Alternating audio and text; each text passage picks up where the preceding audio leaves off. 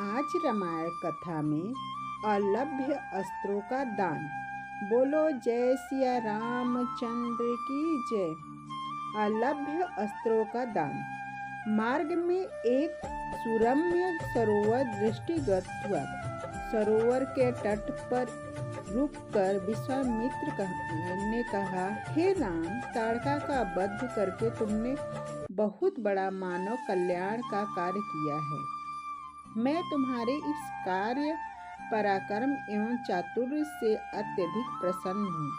मैं तुम्हें कुछ ऐसे दुर्लभ अस्त्र प्रदान करता हूँ जिसकी सहायता से तुम दुर्गममयी देवताओं, राक्षसों, यशो नागादिकों को भी परास्त कर सकोगे। यह दंड चक्र, धर्म चक्र, काल चक्र और इंद्र चक्र नामक अस्त्र हैं। इन्हें तुम धारण करो। इनके धारण करने के पश्चात तुम किसी भी शत्रु को परास्त करने का सामर्थ्य प्राप्त कर लोगे।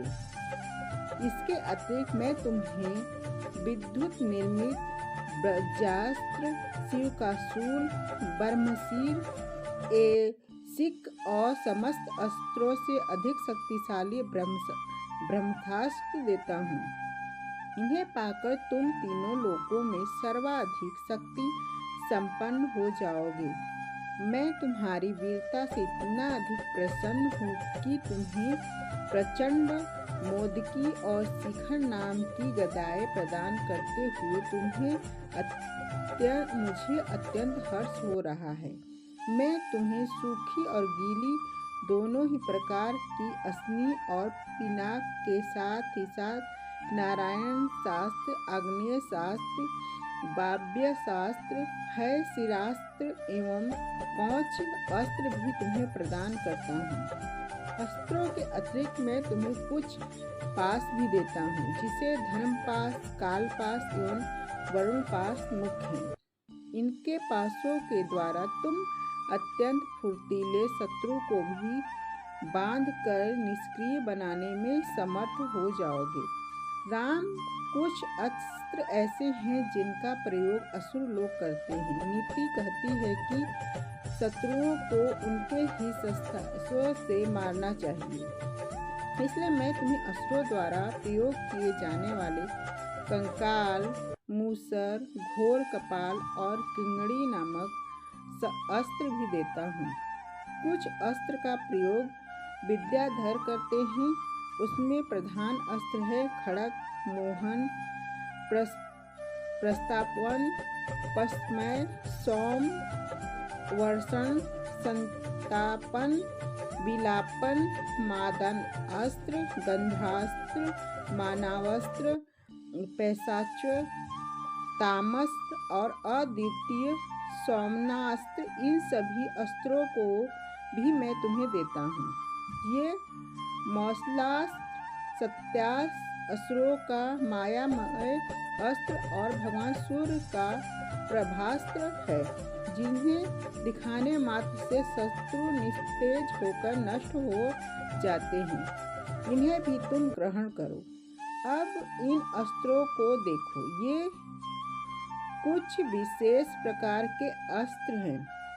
ये सोम देवता द्वारा प्रयोग किए जाने वाले शिखर एवं दारुण नाम के अस्त्र हैं। शिखर के प्रयोग से शत्रु शीत के अकड़ कर और दारुण के प्रयोग से शत्रु गर्मी से व्याकुल होकर मूर्छित हो जाता है। हे वीर श्रेष्ठ, तुम इन अनुपम शक्ति वाले शत्रुओं का मान मर्दन करने वाले और समस्त मनोकामनाओं को पूर्ण कराने वाले अस्त्रों को धारण करो। इतना कहकर महामुनि ने संपूर्ण अस्त्रों को देवताओं को भी दुर्लभ हैं बड़े स्नेह के साथ राम को प्रदान किया। उन अस्त्रों को पाकर राम अत्यंत प्रसन्न हुए और उन्होंने श्रद्धा के साथ गुरु के चरणों में प्रणाम किया और कहा, गुरु देवता, आपकी इस कृपा से मैं कृतज्ञ हो गया हूँ। अब देवता, दैत्य, राक्षस, यश आदि कोई भी मुझे परास्त नहीं कर सकता। मनुष्य की तो खैर बात ही क्या, किंतु मुनिवर इसी प्रकार के अस्त्र गंधर्वों, देवताओं, राक्षसों आदि के पास भी होंगे और उनका प्रयोग वे मुझ पर भी कर सकते हैं। कृपा करके उनसे बचने के उपाय भी मुझे बताइए। इसके अतिरिक्त ऐसा भी उपाय बताइए जिनसे इन अस्त्रों को छोड़ने के पश्चात अपना कार्य कर के ये अस्त्र पुनः मेरे पास वापस आ जाएं। राम के इस प्रकार कहने पर विश्वामित्र बोले, राघव, शत्रुओं के अस्त्रों को मार्ग में ही काट कर नष्ट करने वाले इन सत्यवान, सत्यकीर्ति, पतिहार, परार मुख, अवनामुख, लक्ष्य, उपलक्ष्य आदि इन अस्त्रों को भी तुम ग्रहण करो। इन अस्त्रों को देने के बाद गुरु विश्वामित्र ने राम को वे विधियां भी बताई जिसके द्वारा प्रयोग किए हुए अस्त्र वापस आ जाते हैं। चलते चलते वे वन के अंधकार से निकलकर ऐसे स्थान पर पहुँचे जो भगवान भास्कर के दिव्य प्रकाश से आलोकित हो रहा था और सामने नाना प्रकार के सुंदर वृक्ष, मनोरम उपवन का एवं मनोमुग्धकारी दृश्य दिखाई दे रहे थे। रामचंद्र जी ने विश्वामित्र से पूछा, हे मुनिराज, सामने पर्वत की सुंदर उपत्यकाओं में हरे हरे वृक्षों की जो लुभावनी पंक्तियां दृष्टिगत हो रही हैं, उसके पीछे ऐसा प्रतीक होता है कि जैसे कोई आश्रम है। क्या वास्तव में ऐसा है या यह कोई कल्पना मात्र है? वहाँ सुंदर सुंदर मधुर भाषी पंछियों के झुंड भी दिखाई दे रहे हैं, जिससे प्रतीत हो रहा है कि मेरी कल्पना निराधार नहीं है। बोलो जय सिया रामचंद्र की जय।